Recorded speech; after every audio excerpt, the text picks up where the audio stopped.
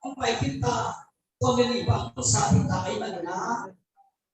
ai thì bằng là nila ihun na kita himiin ya isisien oma bằng nila chamen mo iman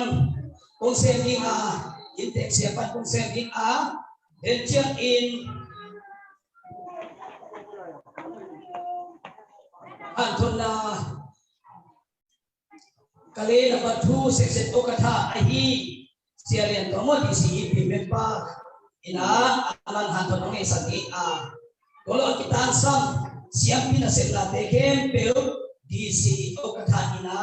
aman mai pro pula sagi ci atau pengen halina Elchen ada bagian kecil ina di si panina izum pipahi siapa untuk awal ya siapa untuk demi cimot hakian pulang nona ingin udah mangai kuai wale tu bila mana isiat telemoto sakulah panina ibe bila cinta dina dia koniin ayai ipite niya yucin Cito kisui katina nama kana bila yuna ada ibi ina mula uhimana dung namang ina ibe pina kubena to patay kubiay lầu học Phật có xuôi vậy là hơi kẹt ina tuni patoy na ordination na kipedi siya tige zong mulang na hiding mo Tuato kisui ila mipina tinsa ina sani ina isak sungin tangi le saki isak sungina awalang paninjong amun amate dia kisumpan ina upate jongin lupi na jikat jongun mo untuk kailanina tuapen isak sungina amamudin tua isak kitajian ina unken pe na hipiro taslong kopi adik in kum sole kum thumba makai isiapi pa reverend mungkan ka yang isiapa ina gunamna uni sakinghi bemenina hila isat sukila uni ordination ipiapi siakai pile siap pite ina awal munlang namo babang dakatina uni saking Dua kita cia ina walan la sanai ne kita de guna na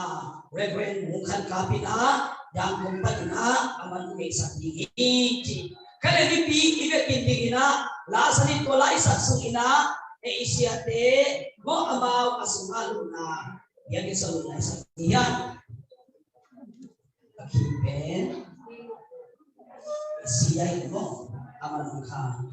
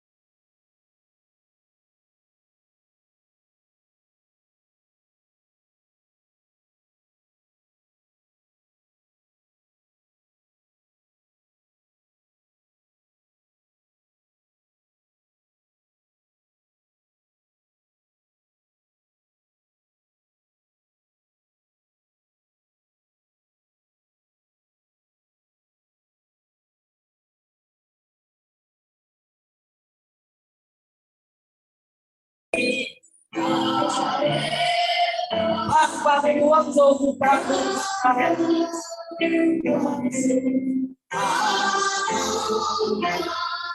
kapasiyan hindi ukahin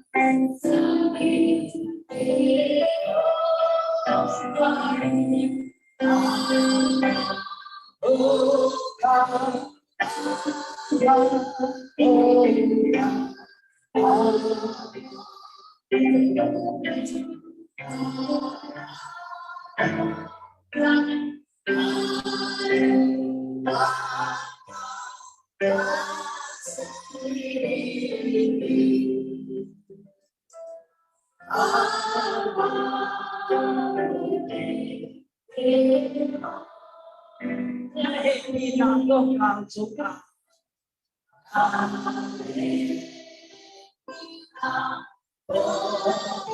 Kasi kakitya afekti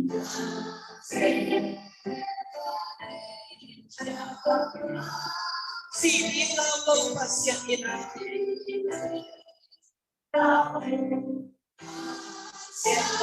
solang tunggal hukay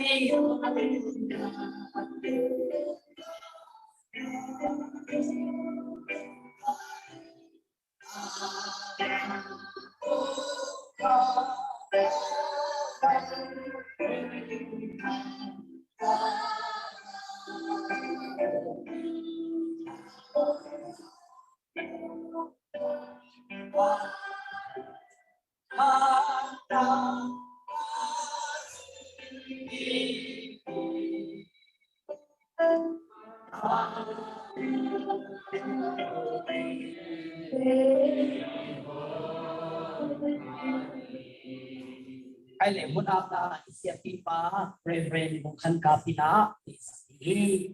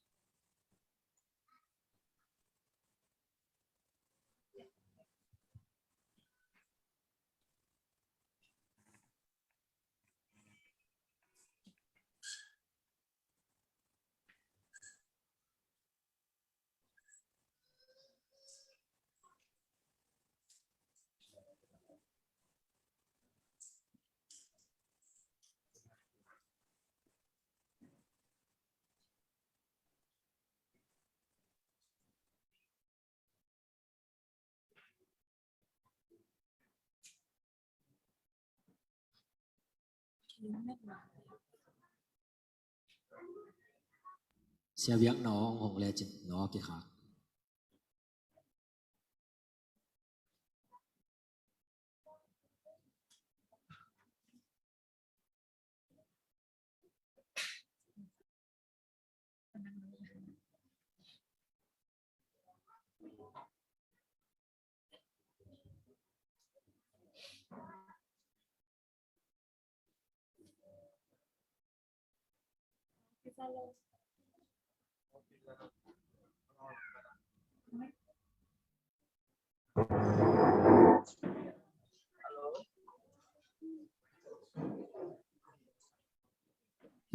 Halo,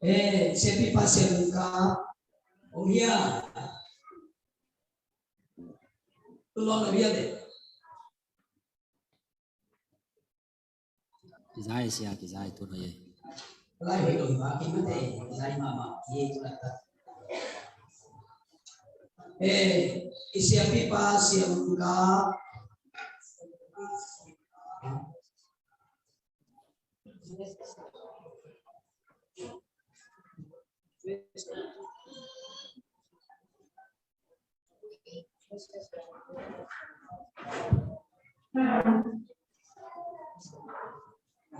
Kaya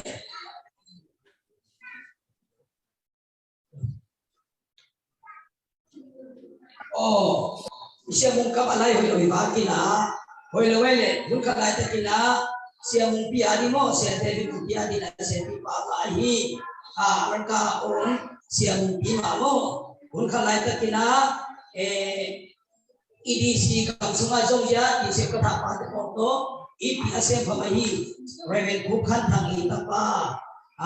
siang bi reven bi na o na panaman hunam na ni sang mo siapa sen kapa alai dia patan hele siang bi hunam na ni sang ni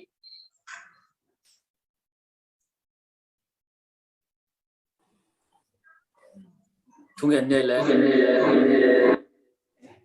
inna happy na to kidim asyang ro nung ta kong bia ko tawa pasian na happy na te kichingina tuni ina nang ma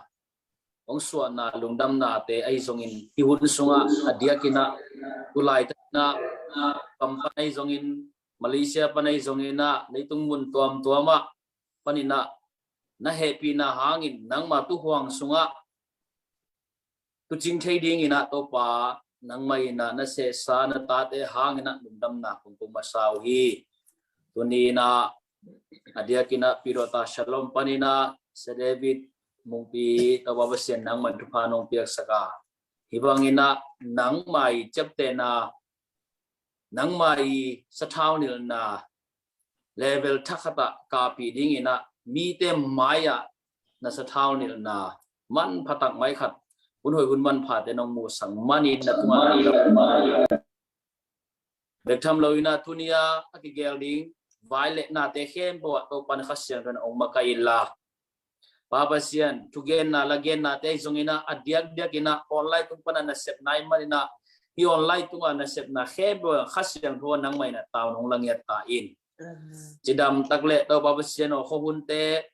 online te bangma nong kai nam loina namin than na kamu nau dek piang na hunte zong hisak lai ta in na happy na de kiching hi china lungdam na kon jesu min sang ro songin kon ka bai khem pe te na wang len kon mo na so apin tu kongen khom to ba sia no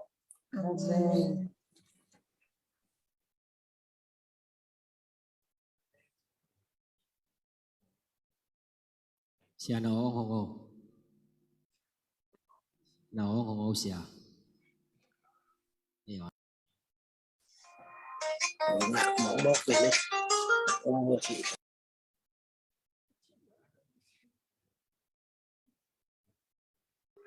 luka bhange le be kita to kinge le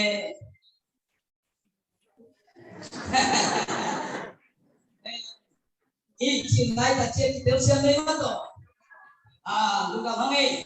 den chiang ina tong sia si kon maning na hiu pian te na ding ina ai ba ka fa kem yi duen ta kem dia dia ka EDC ku te moi di seu ka tha pai in EDC pi me pai se den tong ai jong ina EDC pana jong sa yi pi pai hi sia thong pa ai jong ina tu ni nai lan kuna ung te hi EDC abu in kon pi du mo se pi noi jong in siapa si den tong pai the hi sia sing tong ai jong ina lungdam ma ma ngai to pan du bak piak sakta he kun be na to khat be lungdam na lak ni tua kita te hi shalom por pi in jom pana hi bang da ni pen el ngai ma dai lo ai manina vai ung gel pi hi jang SDA panna sia pi pa sia ki pi hang to lungdam ngai kun be na to lungdam na khong ye tun DC okatha pa mo Reverend Anlun Khosei tung ton ina hi bang da ong pian the na mo to mengkhon apen mengkhon gen na mo isak ni na ivek pina khut ben na to di seu ka tha pa mo ni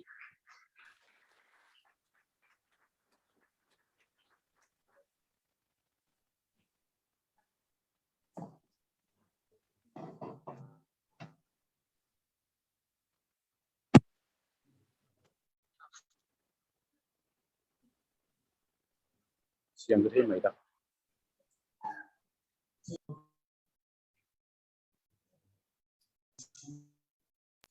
siapa kio Magara pensionado kaya isi kamu video kau video kau ni solusi itu lepas migrasi ni sehingga sudah terus datang kau siapa kerja terus datang kau selalu usah komputernya sudah usah video kau sisi kau ilmu video dari mana Aceh ni jam ini dah pakai titi go tahu leh kan, cuma lu ni leh tanah sonju sapi roda Idwin ma si de malika na ke idwin ma leti yes sama dago sakta yes sanala ni luga harvest tino kalilu ma chimpa pido ko bisisi ma todo ya kan kane sialin kan mongdol ye etin negala butudo ye atu tausu chekaya dikane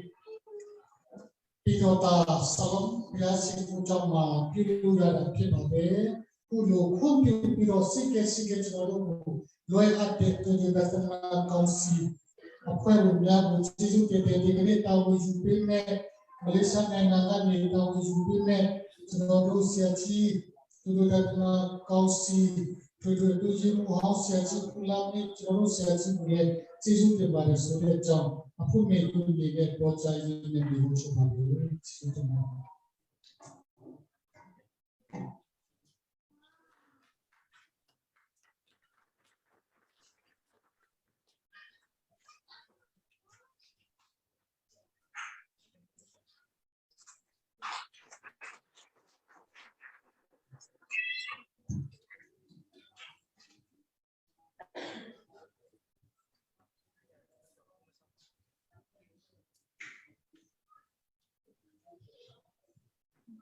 Selama Allah seterus mengenai masa ini, kuah aneh guna, baik yang nalian sangat kuah aneh guna. No taking kemas yang pi asem minam siang cow na hindi muhi sintiat kesen kamal topan cupang biasa kahin. Agama may punina kali number 2 section. Noai panina ordination biak na ang mi somlet was panina saya mahi sia IP ahi sungina Malaysia mahi sia biai sungina urina patoina peti dingina tupan rumpa biak panilum nama mahi cik amasa pedena genomi ena eji semua kesena sempen dol cuma akibatnya karena exotahin anina license atuna pen ordination brevet toping akihin to di diamina exota lasya kanina akol pawina nu sosial lemat kitina pasien tugentina akibya ahihi exota aga kanina ribum na nekon biang na letana jite kini tiko dia osia exota musosia jina dokan nahi pa exota aga kichangina license na pe kita tahu level na tua license na aga kichangina reven amlo na tua license ane aga senu siapa ina nekom na siwi na jam kini dia kopen license jangi nasepi pa exota pen be mana dibiayan sile section pan ina dibiahi license pen DC district council pan ina dibiahi anu dompet ordination pen license ana kiceng ina section na kiden domin section pan BCA DC panina general council akiten tuya tua akiten to sianu siapape anu numpe na zambung gantopi ahi general council panina ordination reventina pakoina akipya hi reven kanina bangten senteyang chile siang pina sekem pe afeka sente Ipuna nekom biang na siwi na sentro kiten sakna cite ahi zumina koting kem akisen teita ahi maliturina ibia isia tegel pen ipo na lampanina asampen patoina biak na hibanina seksen panizong napi takin lugapi na sia tegel masuk apula monia tuai manina pasien happy na dok kali na batu section na reven เป็นส่งนี้เล็กกว่าเองสาเหตุนะไลเซนเป็นส่งบุกเอ็กซ์โซทาเป็นส่งนี้เล็กถึงจีบันโนมินะตัวตรงนี้นะ General Council ก็นี่ ordination เปลี่ยนนะตรงตัวนี้นะเอกลีนะประตูศึกษานะเสียเตส่งเล็กกว่าพิธีที่ไปมาในตัวนี้นะอันทุกปีเป็นบางอย่างจีเลยที่ ordination เปลี่ยนนะสมัคร ordination นะเสียขันนะเสียปีนะเสกมเป็น accepting นะฟังอันนี้นะเป็นฟังตัวเกี่ยวกับสักอย่างจีเลยวันตัวปีสักนะตัววันตัวปีเป็นลายเสียงโจลุยหุ่นลายนะภาษาเนี่ยมอสิตัวอาเกนี่นะตัวบางด่านนี้ที่อาศัยอาคาลาดีแค่เป็นส่วนนั้นเกณฑ์อาหิมันตัวเป็น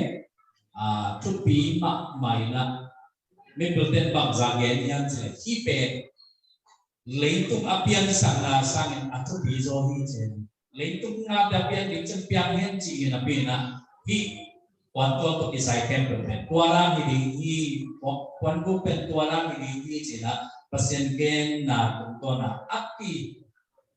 sento to ai man to bi mama hi. Toy man ina luli na ordination sia kanina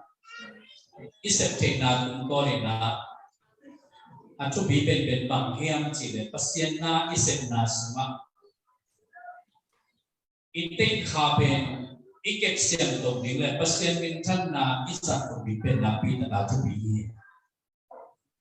sakani na pasien na sem deben long kai sak nuami na sakan kem na ben mountain na G3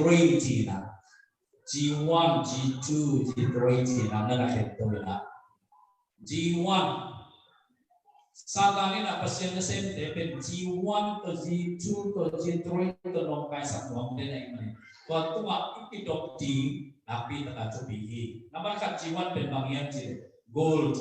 GOLD na iben sumlet tai hau na leitung tupa. Kwa te tuma siampi khanina kwa tuma isaning taka ikal suan topi.เป็นทุบีมาฮีG1 G2 เป็นบางอย่างจีเลยกาลจีละนุ่มเมย์ลำอีกเก็บติดเป็นดาบินตาทุบีอาจุนาเป็นกอดจีละปัสยันตุมาอิทุมนาตุมาตัวขับสักวาสอมนี่เลยสักอีกุเมนะเอจิเตนะไบโลแอนด์คอนสติทูชันจีละทุกสิ่งที่หลายตัวอภิบาลนักตัวนี้นะก็เป็นแรงกบซาอิสระตัวนี้ตัวขัดสักว่าสองแรงบุกก็เป็นนะดอกทินสองแรงบุกเอจิเตนกิเนียตัวเด็กแคมป์แรงตัวพัศยันตัวอีกตัวแรงที่พอลบิสมาพัศยันมุปีนักกีฬาดีละพัศยันงานอิสระนัสมาโลกจิตนักอัมพิทักตัวพันเป็นอีจินะตัวนี้siapi anak ahi siate ker masuk kuyen hancur nak biaya toba nak dipung biar nahi zongin dipung nahi zongin dekhom biar nahi zongin nak siam tu kita nak biar nahi zongin di siapi nak senaken pewa ama mentan dari itu bangsa sahela kamam kam kampi tak Yesus yang atun bi siapi de toba suasa kahe cila nô phật hạt trở nạp dạy cái dùng mặt từ máy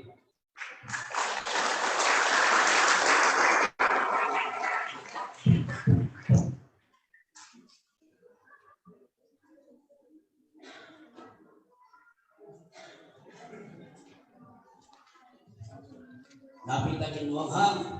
tinahan tunang nebe isiksin ko kathapi pango kaya suwan dogya hi mulai egi sini pasca hiji dua kali dia dekat untuk ma omte adi ina yang pulang being kali ihun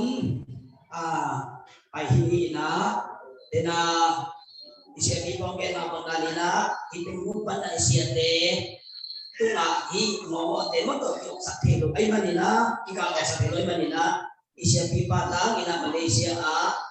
hukang at kilkol kamupi ani in iejinay at yasenehi leren lamin Inmo kia imam tulis ko kung MPCA para kasana akasya pipahi siya namin na siya namin aman aja siya pipa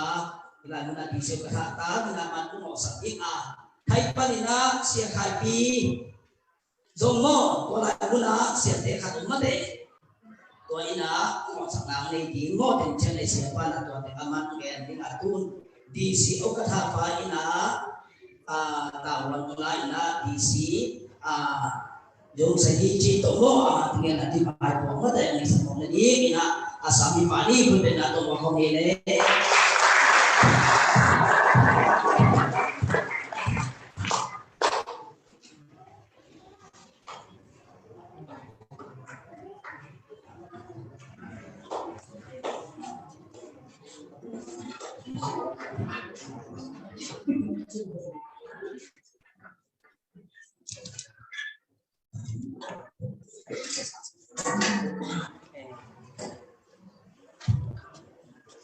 Saya dengar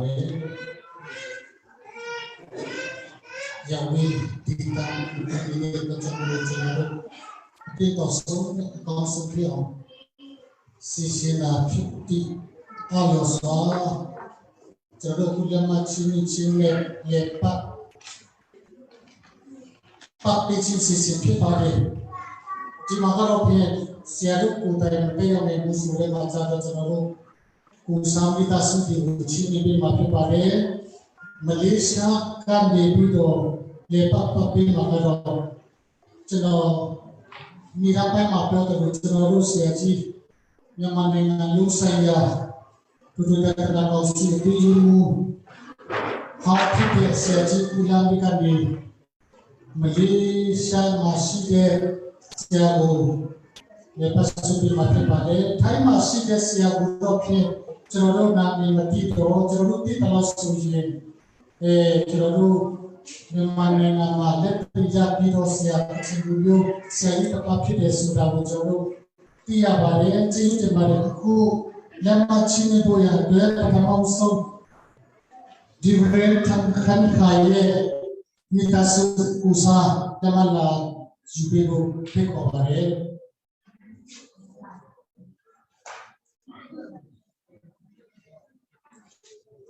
di lama man kat pilih terkadang bapa itu ni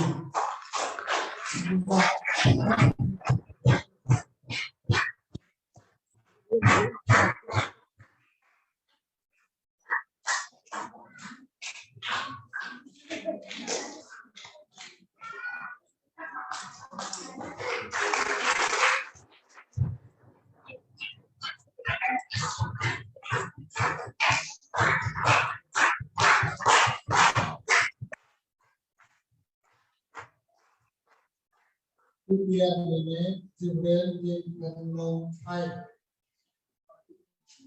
Apa melek? Kemudian dia mengenal api. Orang yang mengerjakan yang juga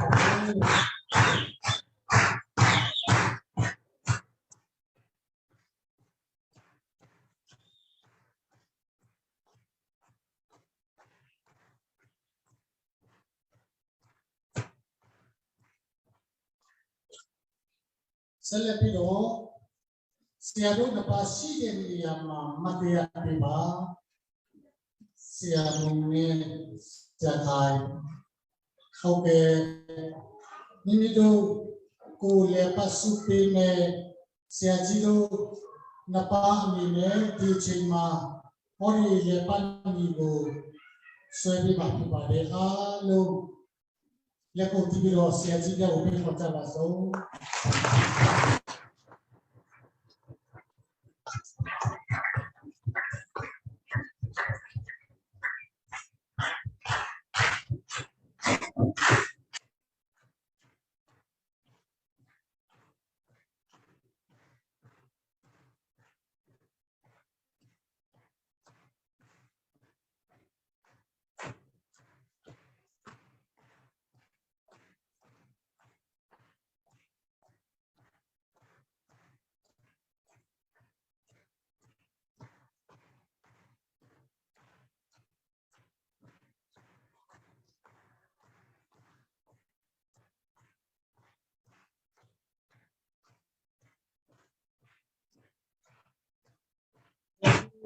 और जिलो कुसियारे लेते खाजुरो सिया जिलो नपा पोमाले तू जिलो के मारे यौलिया या थाना मा यौलिया देता मा पेसोबु निना को भासीजे ओसु न्या को गांव मोसवा पिउसु सम शब्द सिया जी नपा पासे युसु भूकंप पाजे नि को छुबारे जिलो के मारे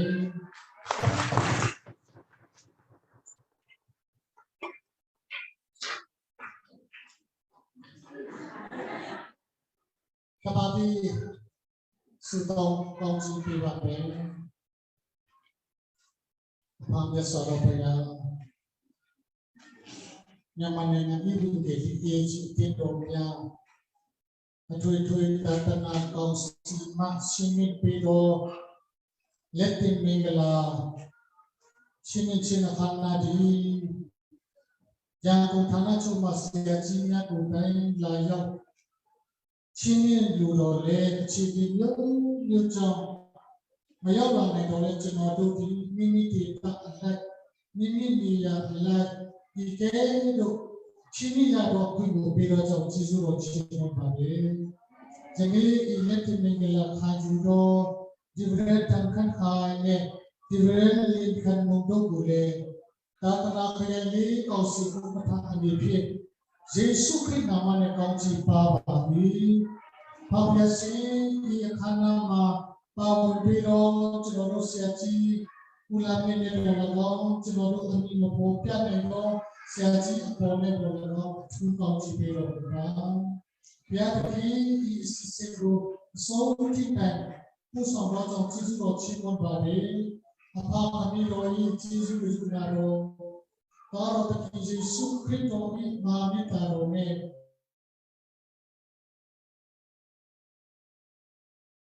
bila dia pusing sih panggung di,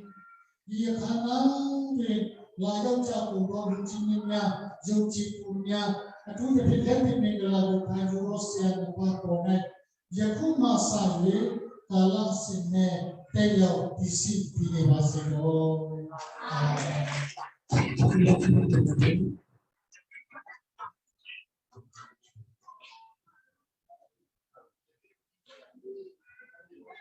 Lapin kahangi kaile tu ni bepi ni to ni na lamo tedi bua pasien amin thang hen chi pasien panala sa komina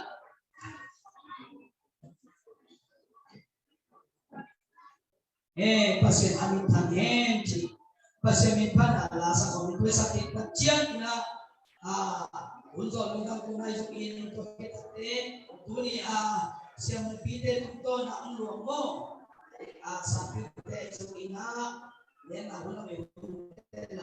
kalau mati siapa itu boleh sakit berbuat asal ini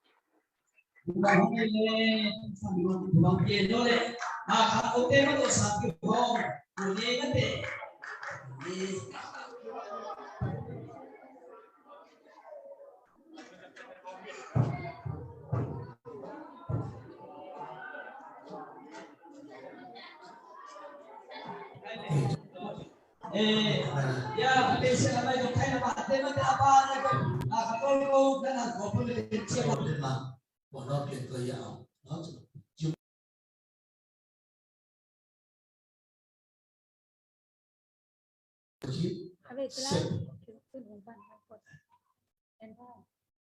Napi taklong damang.